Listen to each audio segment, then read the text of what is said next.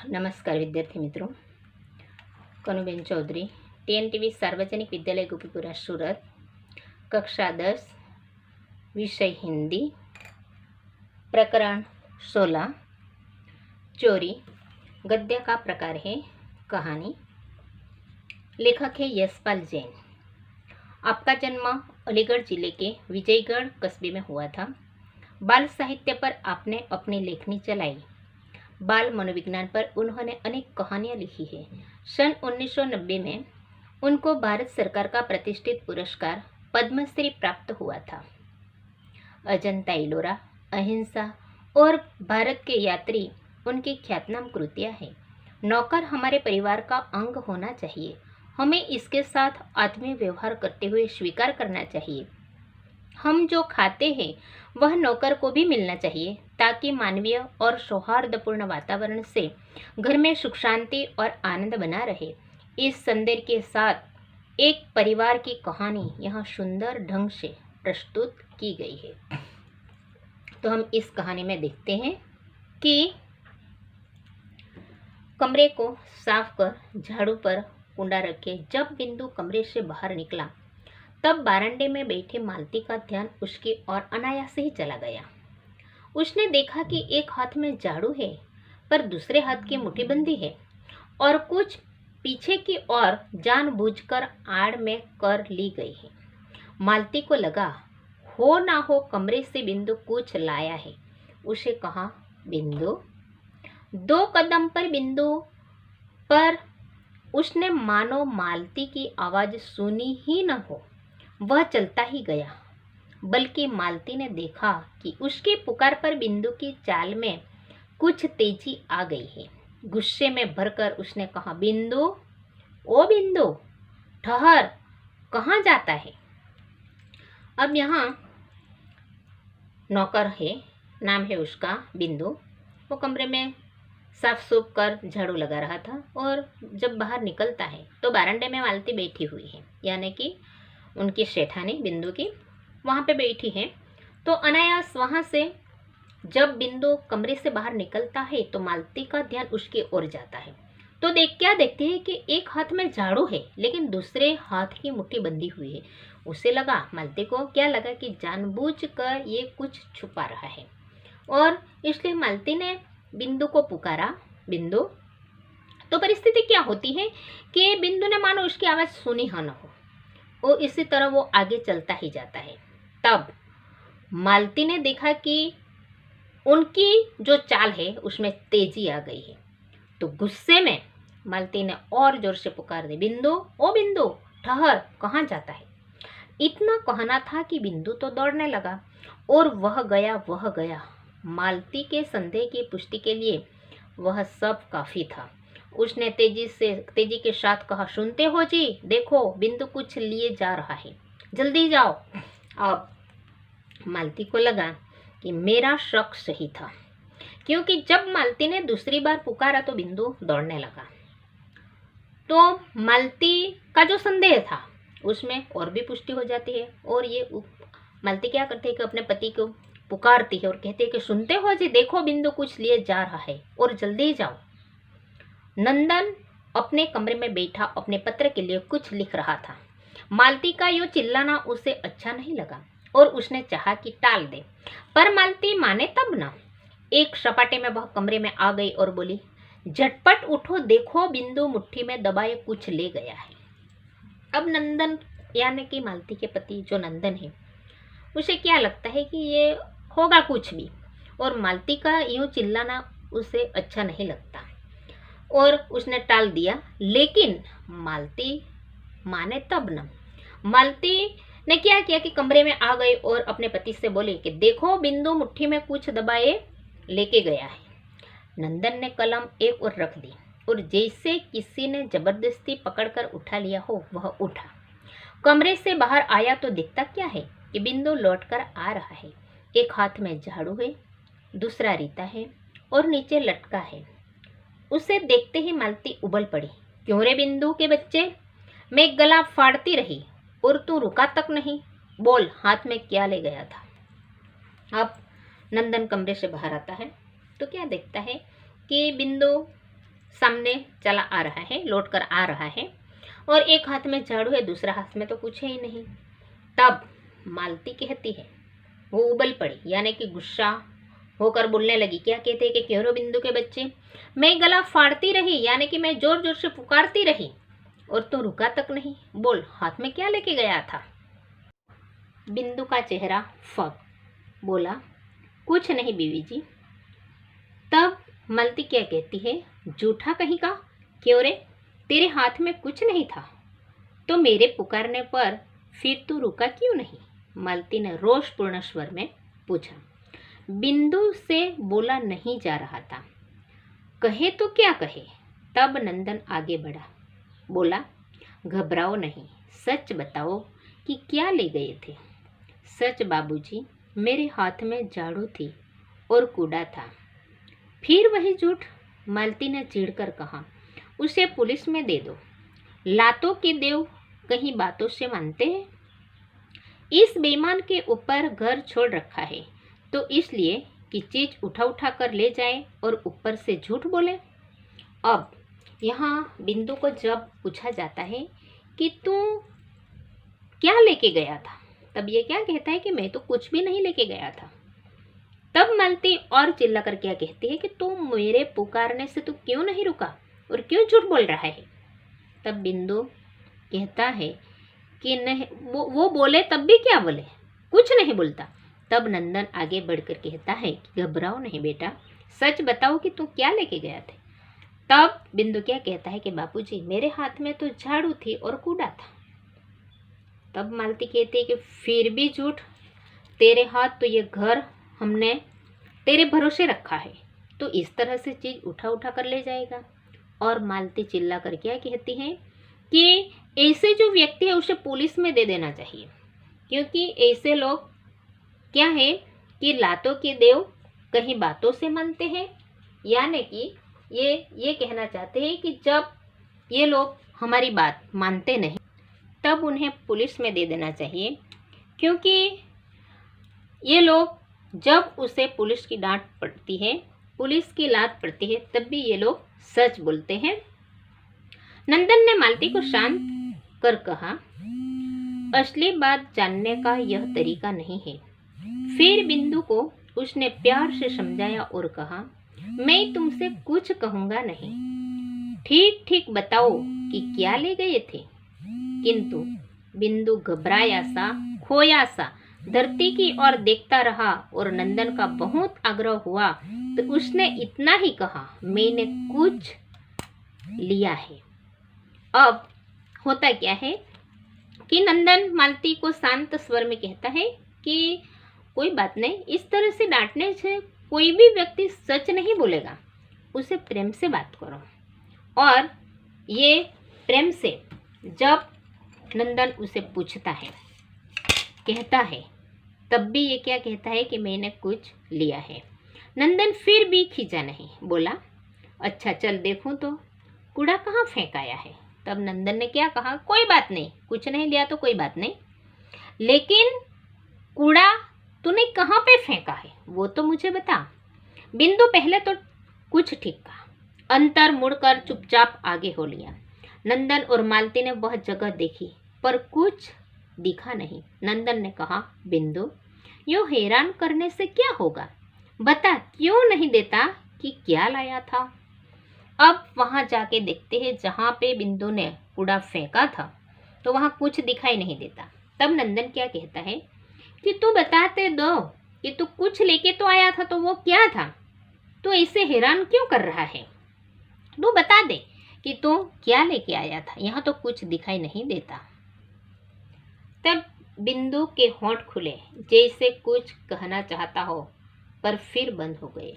अब बिंदु ने क्या किया कि कुछ कहना चाहता है ऐसा मुंह खुलने का प्रयत्न किया, लेकिन वे कुछ नहीं बोला। तब नंदन क्या कहते, हाँ कहो, रुक क्यों गए, नंदन ने शांत स्वर में कहा।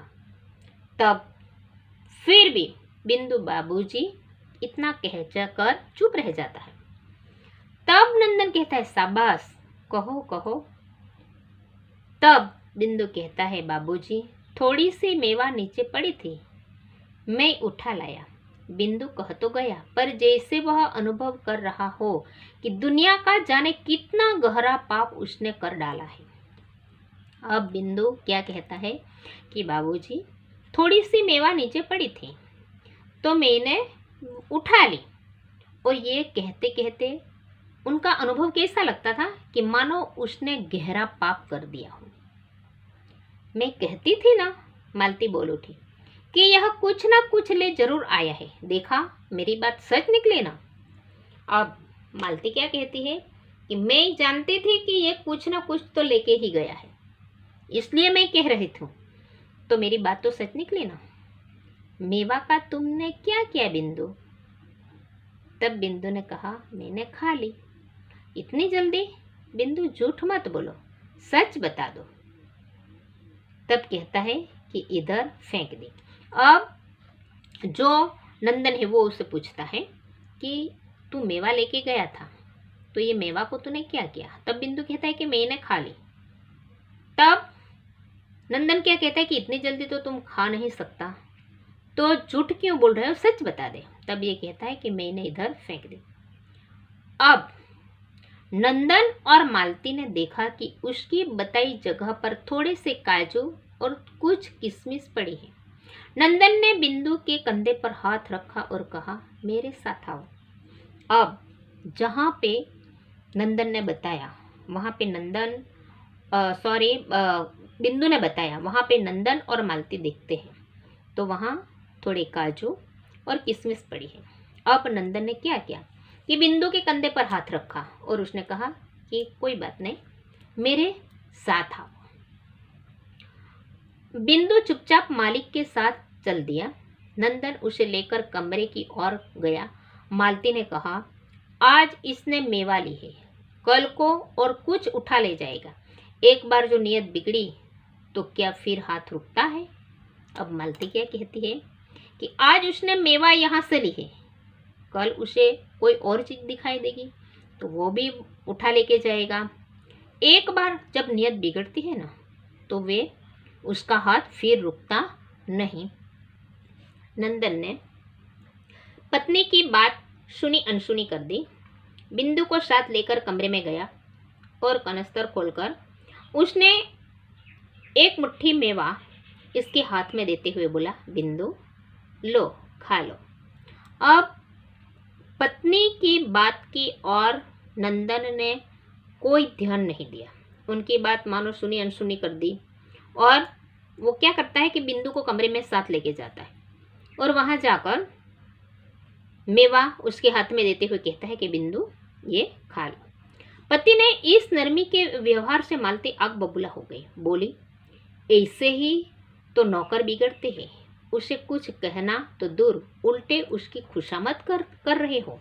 अब मालती क्या कहती है कि आपका ऐसा व्यवहार होता है, यही व्यवहार आप लोग को नौकर को आप लोग बिगाड़ते हैं, तो उससे कुछ कहना चाहिए, कुछ बात करनी चाहिए।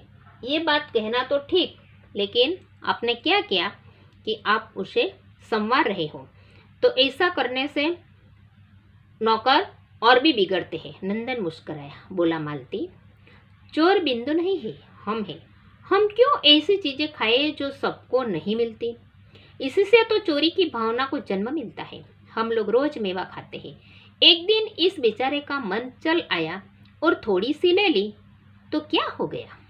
तब नंदन मुस्कुराए और कहता है कि चोर ये नहीं, लेकिन हम हैं। क्यों हम हैं? क्योंकि ये नौकर हमारे साथ रहता है, हमारे साथ यहाँ पे काम करता है और हम ऐसा मेवा खाते रहते हैं हर दिन और हम उसे देते नहीं। अगर ये मांग नहीं सकता और हम उसे देते भी नहीं, तो हमें देखकर शायद उसे भी खाने की इच्छा हो। तो ऐसी चीज हम क्यों खाए कि हम नौकर को नहीं दे सकते? हम लोग रोज खाते हैं, तो इस बेचारे ने एक बार मन लगा और खा ली, तो हो भी क्या गया? तब मालती क्या कहती है कि मैं कब कहती हूँ कि कुछ हो गया? बात मेवा की नहीं है, नियत की है। इसका जी चला था तो मांग लेता, मैं न देती तब कहता। घर में 50-100 चीजें रहती है, यूँ तो जिस पर मन आएगा उठा ले जाएगा और एक दिन यही होना है, वह न करेगा तो तुम करवाओगे। अब मालती क्या कहती है, मैं क्या कहती हूँ तो कुछ हो गया, लेकिन उसे खाने की अगर इच्छा हो तो मुझसे मांग लेता तो मैं दे देती, अगर मैं नहीं देती तब आप मुझे कह सकते थे ना। और ये कहती है कि इस तरह से अगर आज इस पर मन लगा कल दूसरी चीज पर भी लगेगा, अगर वे उठाकर ले जाएगा, ऐसा दिन आएगा तब क्या करोगे, और ये ना करेगा तो तुम करवाओगे क्योंकि तुम्हारा ऐसा व्यवहार रहेगा। मालती यह बात नाराज होने की नहीं है, सोचने की है। जब तक सब चीजें सबको नहीं मिलती चोरी बंद नहीं हो सकती। चोरी अच्छी नहीं है, पर आज की स्थिति बड़ी लाचारी की हो गई है, नंदन ने समझाते हुए कहा। तब मालती को समझाते हुए नंदन ने क्या कहा कि चोरी की बात, जब मानवी चोरी की आदत में क्यों फंस जाता है, क्योंकि उसे जो चीजें हैं ये चीजें उसे पर्याप्त नहीं होती। और चोरी अच्छी नहीं है ये बात तो मैं भी जानता हूँ, लेकिन यहाँ हम देखते हैं कि ये लाचारी की बात है, तो ऐसे स्थिति में हमें समझना चाहिए। देख लेना, एक दिन यही बिंदु घर में से ट्रंक उठाकर न ले जाए तो मेरा नाम मालती नहीं। अब मालती कहती है कि इस तरह से आपका संवारने से ये नौकर और भी बिगड़ेगा, और मैं ये भी कहना चाहती हूँ कि अगर आपका व्यवहार ऐसा ही रहा तो ये कुछ न कुछ यहाँ से उठा के ले जाएगा। अगर ऐसा न हो तो फिर तो मुझे कहना, क्योंकि ये बात अच्छी नहीं है। अब इतना कहकर मालती रसोई में चली गई और नंदन पुनः अपनी कुर्सी पर आ बैठा, पर मन उसका दूसरी ही दिशा में चल रहा था। थोड़ी देर वह सोचता रहा, फिर उसने विचारों को समेटा और लेख पूरा करने में लग गया। अब मालती ने क्या किया, वो तो रसोई घर में चली गई, नंदन अपनी कुर्सी पर बैठ गया और अपने विचारों को समेटकर जो लिखने का कार्य करता था उसमें लग गया।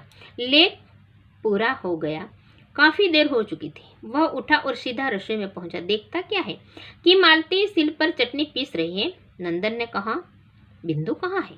अब लेख पूरा हो गया, काफी देर हो चुकी थी, तो वह रसोई घर में पहुंचा तो देखा कि मालती चटनी पीस रही है। उसने पूछा कि बिंदु कहाँ है? तब मालती कहती है, मैं क्या जानूं, तुम जानो और तुम्हारा लाडला बिंदु जाने। उसे निकाल दिया, निकालने वाली मैं ही कौन होती हूँ? कब से नहीं है, तभी चला गया था।